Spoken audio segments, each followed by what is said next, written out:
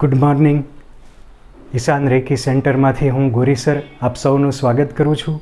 આજે આપણે એનર્જી બોલ બનાવતા શીખવાનું છે, જેનાથી તમને રેકીનો અનુભવ થશે. કારણ કે એનર્જીનો અનુભવ કરશો તો જ તમને વિશ્વાસ આવશે કે રેકી શક્તિ છે.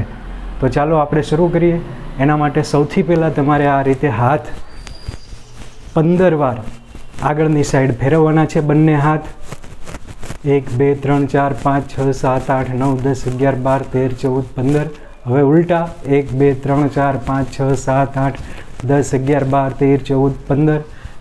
ચાલો હવે એક ઊંચા કરવાના છે. 2 3 4 5 6 7 8 9 10 11 12 13 14 15. ચાલો હવે બંને હાથ એકબીજાને નજીક લાવવાનો પ્રયત્ન કરવાનો છે.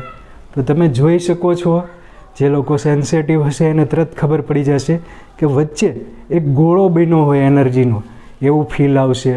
સરસ મજાનો ગોળો બની ગયો. બે હાથ તમે ધીમે ધીમે નજીક લાવવા પ્રયત્ન કરશો તો એ ગોળો તમને નડશે.